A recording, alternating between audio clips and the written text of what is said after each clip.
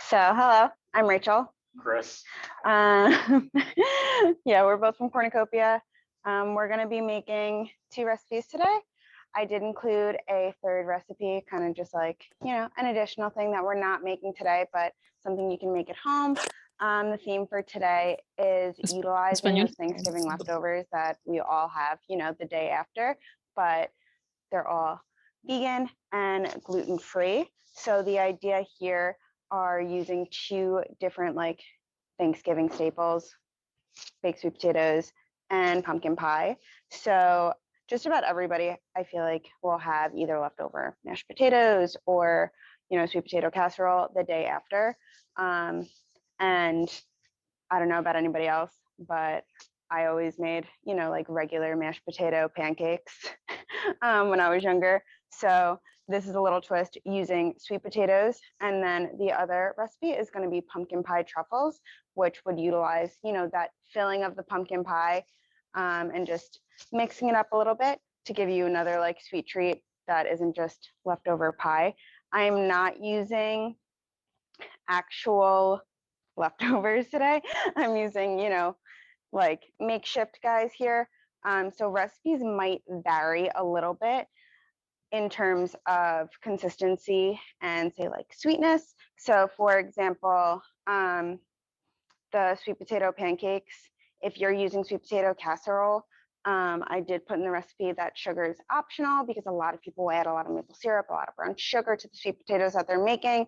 So if yours is a really rich, leftover, you don't need to add extra sugar, obviously. And then same goes with the consistency in terms of the truffles. Obviously, different pies are going to have different consistencies. Some are thicker, some are looser. So it's all going to depend on, the base you're working with. You might have to adjust the flour a little bit, but it's really just an easy, like, you just play with it until you get that right consistency. So we're going to jump in and start making the truffles. And if anyone has any questions along the way, just let us know, whether it's a cooking question, whether it's a vegan question. I am no longer vegan, but I was vegan for almost 10 years. Been cooking since I was 10 years old. So I know a lot. So if there's any questions about the lifestyle at all, just let me know and I will be happy to answer. Chris is not vegan either, but he has an extreme amount of allergies that has kind of caused him to eat mostly plant-based besides meat. Right, besides the protein itself. So no dairy, no eggs, just the protein. No gluten. So yeah, I think we both have a lot of experience, working with allergies and working with different dietary needs. So like I said, any questions are welcome. And with that, we're going to get started. So yeah, we're going to start with the truffles, and I believe it's 1 cup. Yes. All right. So about 1 cup of leftover pie filling. Like I said, I'm just using this guy here. It is pumpkin pie filling, already pre-made. So it just has, sugar and sweetening added to pumpkin puree, but it doesn't have the thickeners or say like eggs or whatever that you would put in typical pumpkin pie. So it is going to be looser than a typical pie filling. So I'm already anticipating adding more flour than I listed on that recipe. So we'll kind of just find out together.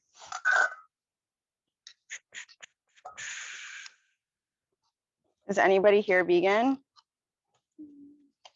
How long? Yeah? What caused the transition? She's a coworker of mine. I've always wanted to. I just never felt like I could. And she's awesome. So I was like, what's the secret? And that's how I felt like that's the secret. And then of course I watched all the. Of course, you have to watch all the documentaries. Yeah. My mind, I was like, okay, I'm done. How long have you been vegan? About 10 years. And what made your transition? Watching some of those plant-based documentaries. I was vegetarian before. Got it. It wasn't, the transition wasn't difficult. Yeah, I also transitioned. Some people can do it, but I never understood how people went cold turkey and just cut out everything. Like I was like very gradual, and it definitely made it a lot easier. You went cold turkey? No. My granddaughter Yeah. And now I have a lot of allergies. Yep. And milk. So she's teaching me how to cook. Got it. I thought I was surprised over these. I mean, you learn a lot when you make dietary transitions, whether it's from allergies or, you know, just lifestyle choices. You kind of have to force yourself to learn. So yeah, we have the filling right here. And then I'm adding a pre-mixed 2 tablespoons of almond flour, 2 tablespoons of coconut flour, anticipating adding a little bit more coconut flour. The coconut flour is what's going to give it that thicker consistency to form the truffles. Coconut flour is very absorbent.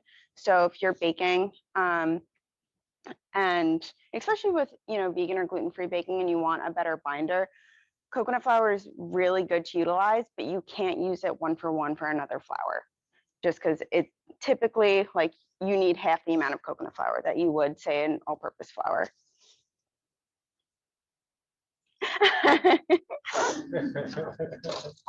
And then we're going to add about 1/4 cup of walnuts into the mix. I did pretty like finely chop these. You don't want them, you know, too chunky, because then it's just going to mess with the overall consistency when you're rolling out the truffles. So honestly, a little bit of like, just like really fine pieces is kind of what you want, but enough that you add some texture to the mix. And then we're just going to mix those together. Rachel, I don't really know what truffles are. I think of it as some exotic thing. What exactly is it? So the truffles are really just, you know, little sweet bites. Sweet bite? It's going to be, you know, a pumpkin filling, and then we're going to top it with some dairy-free white chocolate and graham cracker crumbs. So yeah, I mean, typically, you know, you have truffles that are like chocolate based. I think that's the most common. But I think it's anything that's just like a sweet ball form covered in chocolate. Yeah. But I would say I think truffles are more dense. So yeah, I think we're gonna add about two or three more tablespoons of flour to this mix. Basically what you're looking for is kind of like a thick cookie dough consistency so that it holds up.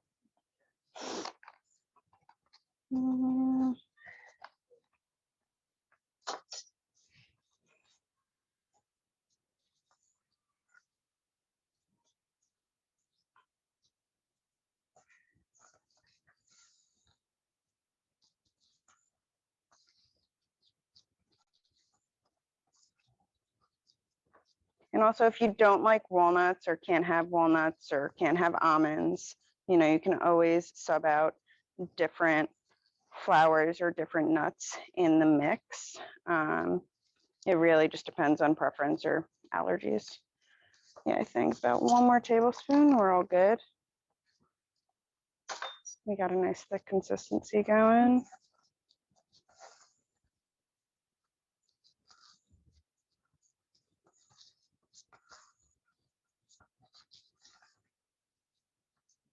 All right, and at this point, we're just gonna go into our hands. So yeah, you just want a consistency that's just very easy to, you know, form a ball. Just a little.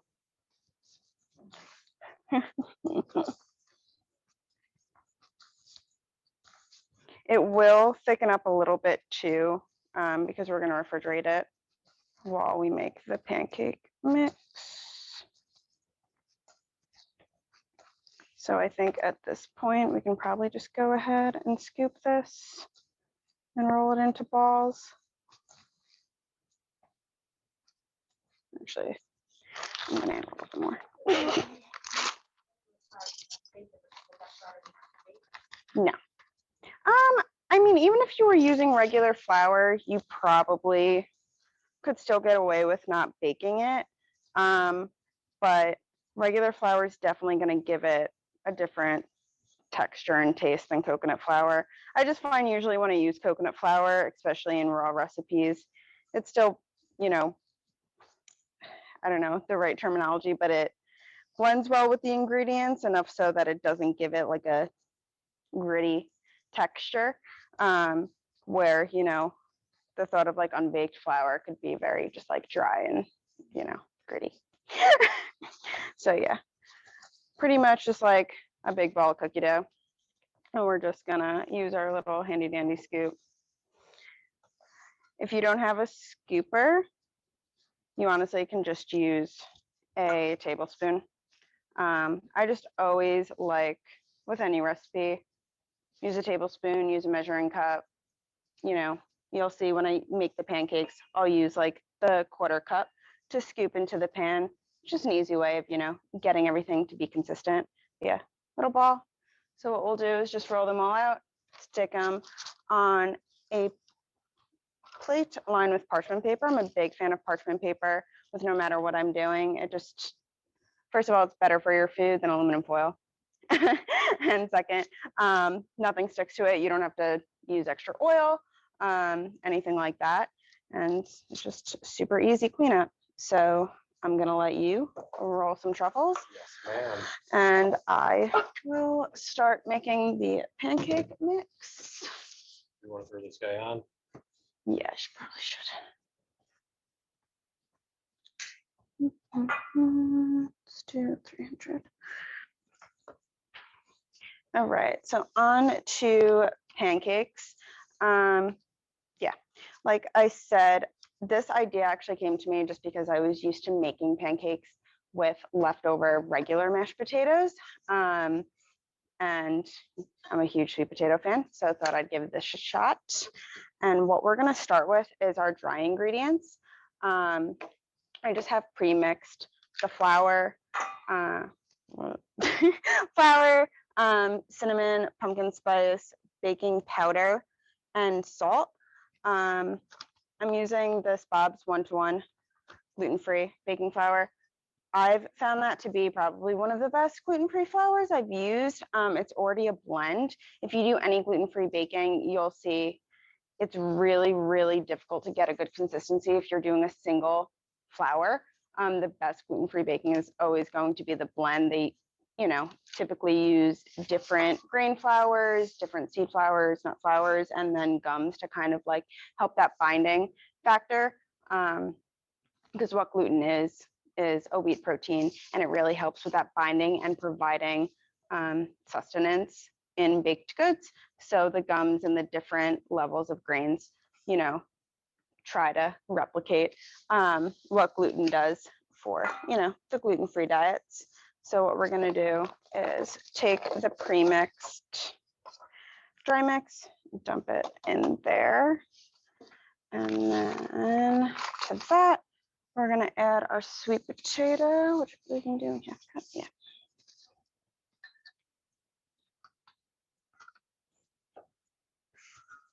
And also a good thing about these recipes is like, yes, they're exact, but they're not like extreme on the baking end. So you can also have fun with it, you know, mess around with it. Like you saw me, you know, add extra flour to the truffles until I got the consistency I wanted. Same goes with the pancakes. If you wanna, you know, add something into the mix, if you wanna add nuts like into the mix, if you wanna mess around with different spices, etc. You know, you can kind of just play around with it. So we'll add sweet potato. And then for my egg substitute, I am using just egg. You can also use a typical flax egg, a chia egg, or whatever your preferred egg substitute is. And if you're not familiar with those seed-based egg substitutes, it's really just 1 tablespoon of ground flax or chia seed.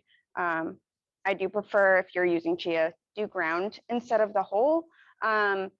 It's actually going to create a better binding effect, and it's going to look better. Like, you don't always want people to know there's chia seeds in your baked goods if it's not supposed to be healthy. So 1 tablespoon of those, and then 3 tablespoons of, I like to use specifically warm water. I find that it usually binds a little bit quicker and creates that gel quicker. But instead today, we're going to use just egg because I love baking with it. So I use 3 tablespoons of just egg for 1 egg substitute serving. Similar to, you know, those 3 tablespoons of water I would add to the ground seeds. We're gonna add that, and then you would also add vanilla, and I don't have it. I didn't have vanilla to transport with me. So with that, just start combining those guys into the flour. And then in order to get the pancake consistency you want, and I think this goes with any pancakes you're ever making, never add all the milk at once, because some people like thicker pancakes, some people like thinner pancakes. And I don't know, I just always found that pancake mix can be a little tricky. So I always like adding in increments.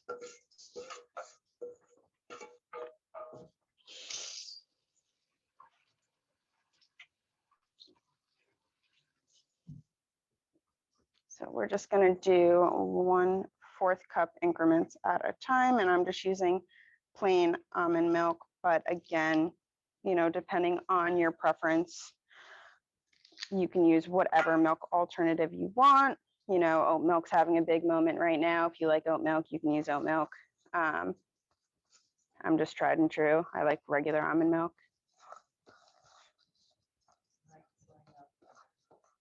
Yeah, I mean, soy milk. Maybe not cooking, I don't know. Soy milk actually works really well for cooking, especially if you want to make something that calls for buttermilk. I've actually had really good success using soy milk to make vegan buttermilk, just because it has a higher protein content, and it just holds up thicker. So in terms of baking, soy milk is actually really good to use, unless you're like me and can't have soy. So can't have soy. If you need something that you actually want to add body to, so say you're trying to like froth milk at home or something like that, soy milk is also really good for that because of the protein content. So any milk that's going to have a higher protein, fat, or even sugar content is going to be good, you know, for those like frothy drinks if you're trying to make them at home. Whereas you'll find if you try to froth like a regular almond milk, they're not going to froth as well, just because they don't have those proteins. To some sciencey protein binds with the air and creates volume, but yeah.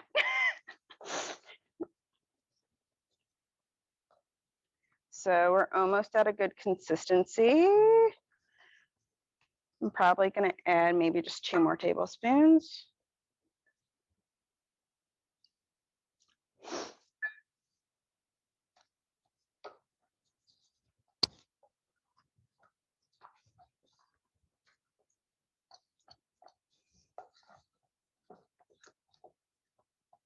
All right. Cool. So yeah, I like, it's hard to show, but I like a pretty thick consistency, if that makes sense, especially if you're doing gluten-free. You might not have to worry as much if it's not gluten-free, because they will rise on their own. But I've just found it's a safer bet to stick with a little bit thicker batter, so it doesn't, you know, totally disperse itself across the griddle. Can I ask you to clean up a little bit? Thank you. Another tip with pancakes, I don't know if this is an unknown tip or how many people do this, but I like typically to, after they cook, I like putting them on a drying rack like you would cookies. So basically the bottom has like air to dry and it doesn't get soggy. And then on top of that, I do also like keeping my pancakes in the oven until they're ready to eat, and kind of make sure, you know, the middle gets fully cooked through, and then they stay warm, you know. So I'll set the oven to like a low temperature, like 300, and kind of just like cycle them in there, either on a rack like this, so they have that air underneath it, not a solid rack, or literally, depending on your comfortability with germs, just put them directly on the oven rack. Once again, just to have that air circulating underneath them and they don't get soggy on the bottom. So we're just gonna use a plain griddle. Gonna use some coconut oil spray.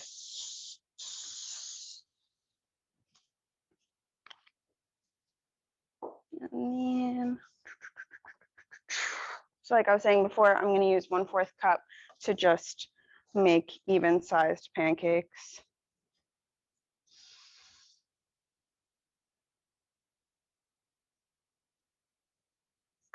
Obviously, if you want bigger pancakes, smaller pancakes, one giant pancake, do whatever you want.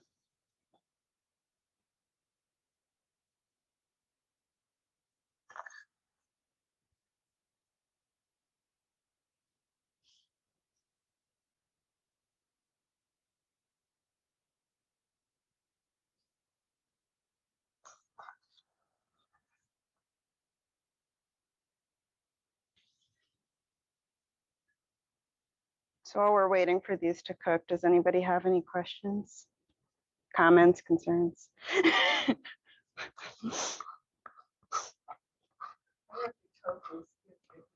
Tofu tilts. Very popular, yes. Has everyone been to the store? Yes.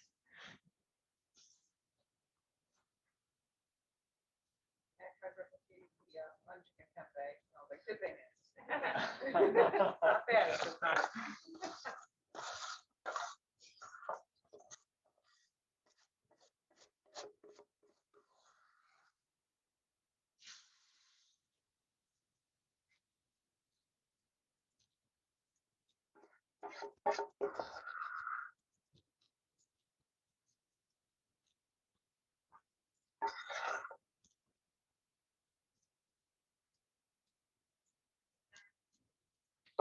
Cool.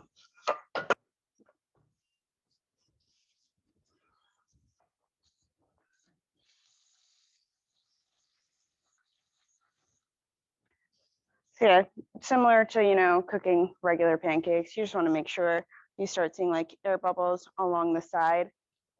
Again, because they are gluten-free and vegan, I think they take a little bit longer to cook than normal pancakes just because they don't have that like immediate reaction. You want to make sure, they're totally cooked through. So I'm going to give them plenty of time for a little bit until we flip them and go ahead and talk about how we're going to be topping the truffles. So extremely new to our store. We finally have vegan white chocolate. I'm very excited about it. And we're going to use that to drizzle over the truffles. So I'm just going to melt down a bar of this. Oh, wait, I actually just realized we don't have a microwave, right? We do not. Oh. No. Sure. Yeah, that'd be great. Thank you. I should have realized that. Oh, well. So to help chocolate melt, and also since we're drizzling it and you want it to harden a little bit, I always add a little bit of coconut oil. Typically for like 1 full bar of chocolate, about a tablespoon is good, but this is one of those things where you don't need an exact amount. It's kind of just using it to help the consistency and help it melt down. So we'll just do that. And then you don't have a microwave, but we'll basically just melt it down in 30-second increments until it's all nice and melty. Thank you. All right. Ooh. Cool.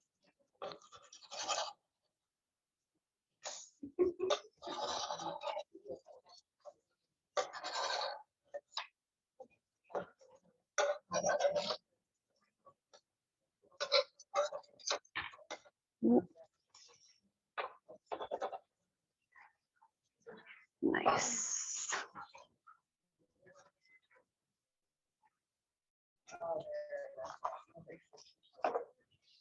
Okay.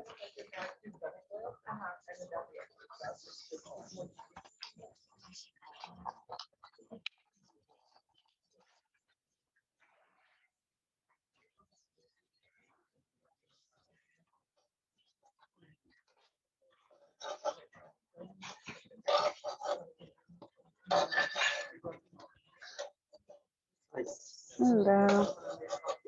Hey. All right. So pancakes are looking good. And like I said, we're gonna drizzle that white chocolate over the top. You can, top them however you want. You want to roll them in the chocolate, you want to drizzle, you want to use dark chocolate, you don't want to use chocolate. Doesn't matter, whatever you like. So we're gonna use that white chocolate to drizzle, and then I have some crushed up graham crackers, vegan, gluten-free again, and we'll just sprinkle those on top. Also, same deal though, if you wanted to add more nuts, we could sprinkle more nuts on top. It's really, kind of just have fun with it. Shipping and tax you. I should have realized that. Also, if you don't like cheese microwaves, I know people don't. Melting chocolate can be super simple, double boiler. You really just take a pot of boiling water, stick a metal ball on top, and just mix it around until it gets melted. Even when I do that, I do the same thing though, and I'll add a little bit of coconut oil. I just find it just helps it. And then when you do want it to chill, it gives it that like little bit of shiny, coating that you expect from truffles. All right. And yeah, so you want the pancakes to feel like nice and fluffy. But again, it's going to be a thicker consistency. So leave them on a little bit longer than you would think, unless you're doing the oven trick. If I had an oven right now, I'd probably take them off and put them straight in the oven to let them, bake up. But since I don't, we're just going to leave them on the griddle for a little bit longer. Yeah. Do you think she's having trouble? It's probably just taking a while to get down. Usually it takes me like a minute or two. Here we go. Cool. All right. Thank you. Appreciate it. Thank you. Perfect. All right. So we're gonna grab those truffles out of there.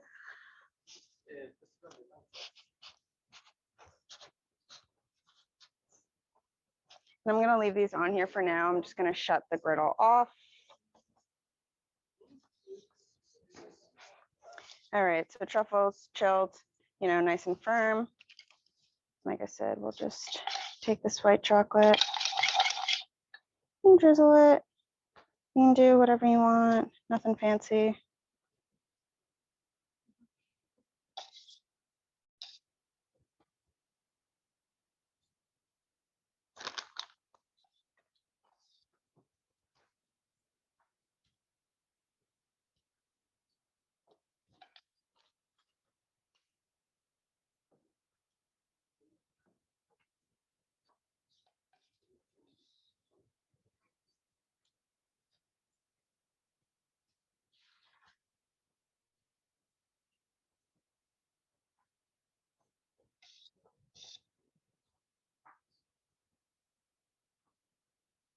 And then while that chocolate's still soft, we'll take the crumbs and just sprinkle them on top.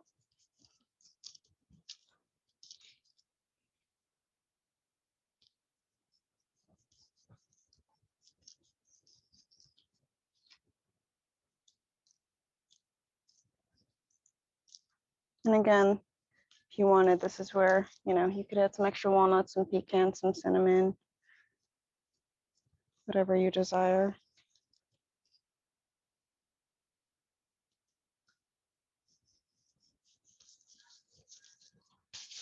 And then we'll stick them back in the fridge while we finish up the pancakes.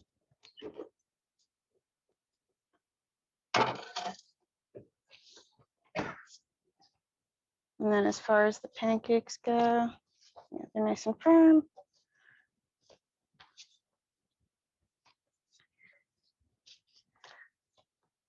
Typically you let them cool, and then I personally would top them with some chopped pecans, some cinnamon, and some maple syrup. I don't want to top them in case anybody has preferences, since we're going to give out samples. So I think what I'll have you guys do is almost like a little pancake bar. I'll cut them up, I'll put them in the sample cups, and I'll let you decide, you know, which nut you want, if you want cinnamon, and then I have little maple syrup cups to send you home with. This way everybody gets what they want, especially if somebody has an allergy or something I don't want to cross-contaminate. So yeah, that's pretty much all I have for today. And yeah, that's some simple plant-based recipes. Does anybody have any questions? Instead of canned sweet potatoes, can you use regular sweet potatoes and mash them up? For sure. Oh, you walked in a little bit late, right? So yeah, the whole premise of the recipes today, we're utilizing plant-based leftovers. So like typical Thanksgiving leftovers that I find a lot of people have, you know, are mashed sweet potatoes, baked sweet potatoes, or regular mashed potatoes, and then pumpkin pie. So the whole idea was, you know, you have leftover sweet potato casserole, scoop out that middle, you know, make pancakes out of it. If you have leftover pumpkin pie, scoop out the middle, make truffles out of it, and kind of just like utilize, you know, those leftovers that are sitting in your fridge that may not look as appetizing, you know, on the second or third day, to, you know, get a little creative and turn them into something unique and different. Yeah, I just used canned because it was just easier for demo purposes. I have mashed potato breakfast. Yes. You've been vegan for 10 years. So have you ever made mashed potatoes? How do you make them creamy? I tried doing it. I was like, these are good, but they're not that creamy. Vegan butter. Just vegan butter. Yeah, I have a lot. That's Vegan butter for sure. I've just always found that to, you know, work for me. I'm a huge garlic fan. I don't know if you are, but my favorite way to make mashed potatoes, I would actually roast a full head of garlic prior to making the mashed potatoes, and then along with the butter and seasonings, like squeeze those full garlic, like the garlic bulb, into it and blend it, and it adds like an immense amount of flavor, and yeah, adds a little bit of extra creaminess. Yep. Thank you. No problem. So when you say vegan butter, like is the yolk goes, or do you mean, and what do you think is about the difference between earth balance and regular margarine, by the way? I mean, yeah, it's like if you're gonna bake at it, earth balance is, you know, very typical, and I don't think there's much wrong with it. Yeah. Consider that vegan butter too, right? Mhm. Yeah, I would definitely consider that vegan butter. If you want a recommendation for my favorite, melt is by far, I love baking with it. I love putting it on toast. Like it tastes the best. It's the best vegan butter I think I've tried. And I will bake with Earth Balance. I Which is the one you're saying? Melt. Melt? The brand is Melt. Yeah, they're really good. We're laughing about something. Well, because I think she was laughing about the margarine, yeah? yeah, Yeah. because it's funny, you know, some things people don't realize are technically vegan. Like, I don't know how many people have baked with Crisco. Do you know Crisco's vegan? Like, you know, it's super similar to, I guess what you're saying in terms of like Earth Balance being margarine, because they are technically the same thing. It's just somebody slapped a vegan label on it. Yeah. So I think, you know, it does still matter if you're doing veganism for health purposes. You know, it doesn't matter if something's labeled vegan. Still look at the ingredients. You know, the ingredients and how it's made still, you know, matters. So, yeah. Any other questions? All right. Yes. Can you use dark chocolate? Of course. If you get a vegan dark chocolate, yeah. Once again, just check the ingredients. Some dark chocolate will have milk added to it. You'll be surprised how many products sneakily add milk to them. So just double check the label, but there's plenty of chocolates out there that are vegan. Yeah. Yep. No matter what type of chocolate you use, just add a little bit of coconut oil just to help melt it down, and you can melt it the same way for sure. Anything else? Okay, so I'm gonna cut up some samples for everyone to take home. Yeah, Mhm. you want to do the truffles or the Sure. pancakes? Yeah, I'll do the truffles.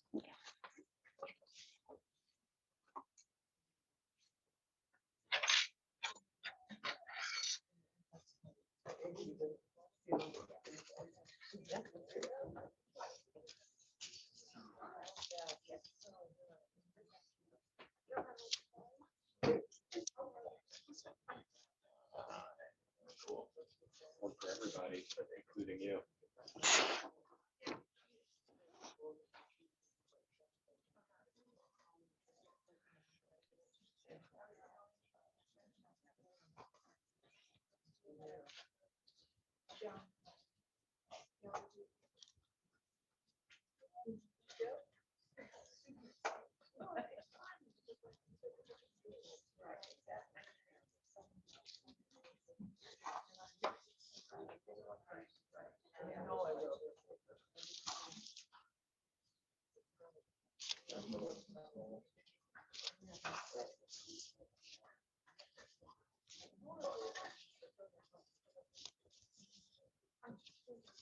Right, it's not 1, 2, 3, 4, 5, 6.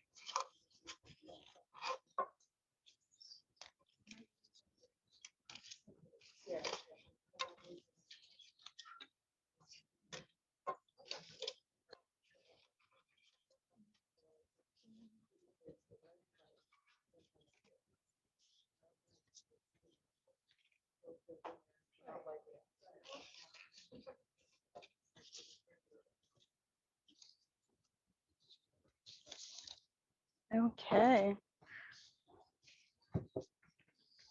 So I will do.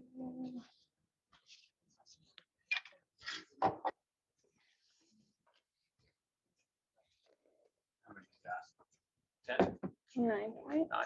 Okay. How many cups are? 9. All right.